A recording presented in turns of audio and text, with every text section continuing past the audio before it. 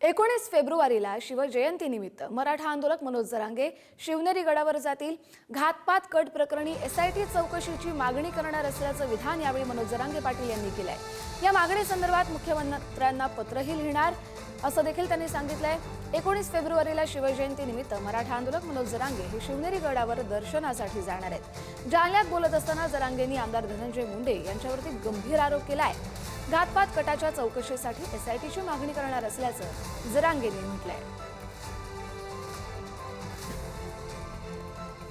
पुढच्या वर्षी म्हणजे 2027 ला महाराष्ट्रातले प्रत्येक कुटुंब आपण शिवनेरी दर्शनाला जाणार आहेत आणि आचारसंहिता, शांततेची काय काय नियोजन आहे पुढच्या शिवजयंतीचं ते तिथून सांगणार होतो. तर ह्यावेळेस आता शिवनेरीतूनच मीडियावरूनच सांगतोय मी. त्याला आता नाविलाज आहे. 1 लाखभर गाड्या जर येणार येतात, आम्हाला अंदाज आलाय त्याचा, तर ह्या लावायच्याच कुठं, तर मग ग्राउंड लागतंय आणि ते ग्राउंड उपलब्ध होत नाही. म्हणून आपण शिवनेरीला त्या दिवशी दर्शनाला जातोय 19 फेब्रुवारीला आणि आंतरवली शिवजयंती नाहीये. आपण निवेदन मीडियाच्या माध्यमातून सगळ्या बांधवांना पुढच्या वर्षीचं सांगणार आहेत. त्या दिवशी सांगितलं जाईल ते सविस्तर सगळं.